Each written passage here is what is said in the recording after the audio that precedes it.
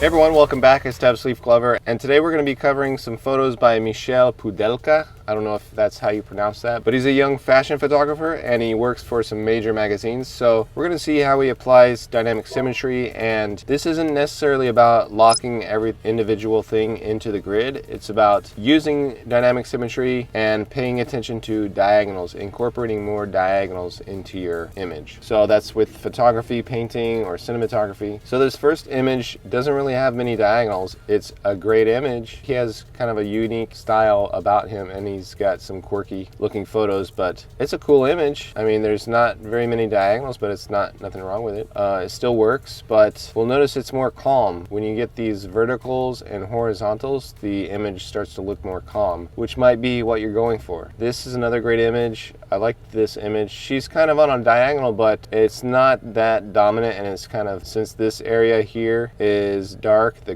dark grass with the dark dress, it doesn't really stand out. You can see that when you squint your eyes. You can't really see a dominant diagonal or a strong diagonal popping out. There's a diagonal in this grass here, but it's not very strong. So what we see is just kind of a relaxing scene, nothing too prominent there. So it's still a great image, full of textures and not many diagonals, but it still works. But I want to show you how you need to understand the story of your image and kind of incorporate these techniques when you need them. So if you're looking for a calm image, a lot of the rule of thirds type of images look kind of boring. They look boring even if they're not meant to look calm in that way. So when you add diagonals, it makes things look a little bit more dynamic. So we can see this image. I'm going to use the 1.5 major area divisions. That means there's 4 smaller grids inside the mother, and this is the 1.5 ratio, so a square and a half. And we can see just how he's got diagonals within the scene, and it's not necessarily locking in. You know, it doesn't need to specifically lock into the grid, but what we want to focus on is those diagonals. So right here, this arm is paralleling the major sinister diagonal. This one appears to be paralleling it. She's on that vertical center line. The gazing direction is back and forth with these girls here. The only issue I see here, maybe that might improve that image, is better figure-ground relationship with this girl. Have a clear separation from her face and the chair in the distance. So I like the diagonals in that, and you can see the camera's probably a little bit tilted. This one, we can see the diagonals in the arms coming down, locking in certain areas, but focus on creating more diagonals. And you can do that with the pose of your model. You can capture them in nature, in trees and things like that, and then have your model pose like the tree. That way you get repeating diagonals. You can see her arm locking in here, her chin's locking in, face, and the arms. So another one, capturing diagonals. She's locking in here, repeating diagonals, and then this one, this woman here in the water is paralleling this reciprocal diagonal. So he's really good at capturing these diagonals, and it adds that dynamic feel to his images rather than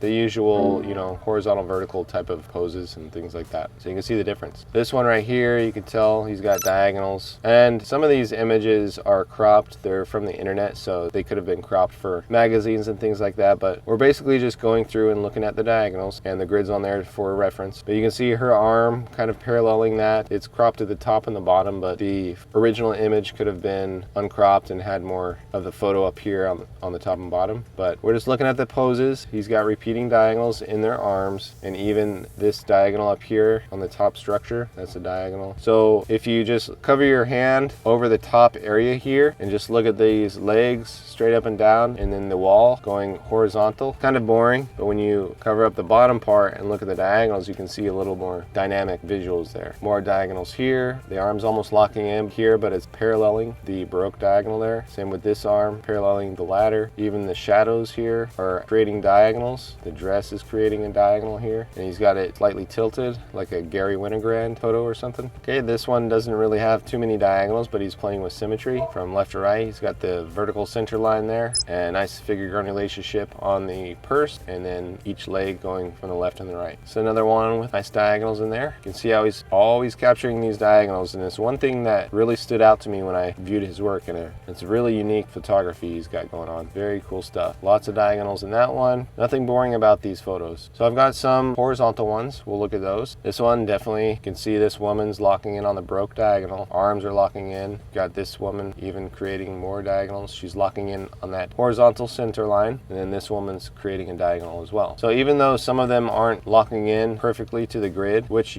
sometimes you can't really lock in everything perfectly, you just find a few areas you can lock in and then try and create more diagonals and start there. See what you can do with that. So when we take the grid off, you can see it's really unique dynamic image. Same with this one. Can you see the diagonals? It's repeating in her leg and then the legs of this horse here. And we can turn this on and we can see that her leg is actually paralleling these reciprocal diagonals right here too. So it's really dominant diagonal. This arm's paralleling this reciprocal diagonal. So you can tell he's paying attention to these diagonals. Probably got the grid on his LCD, or he's drawing this out and planning these poses to try and incorporate more diagonals and dynamic symmetry. This is another great shot. Take the grid off. You can see the diagonals from corner to corner, slightly skewed. This upper arm is paralleling this Baroque diagonal here. This is a polar point where the major diagonal intersects with the reciprocal diagonal, and then you run that horizontal across. That's a polar point there. You run that horizontal across and he's locking in her arm right there. Pretty cool. This one, you may think, well, he's got nice repetition, very cool, but he's also got this arm creating a diagonal. Even the direction of these popsicles are creating a diagonal. They're going from the lower left to the upper right, so that's creating a diagonal as well. Same with their head going in that diagonal direction. You can see how her eye is right in this polar point here, locking into that vertical. Her neck's on this reciprocal diagonal. Her arms on this polar point vertical here. If you drop that line down, her arm's right on there. So it's my belief that he's got the grid on his camera and he's having these models pose to incorporate more dynamic symmetry. So we've got this excellent photo as well, that red background we saw earlier with the grass, but we can see without the grid on there, we see this is creating a diagonal.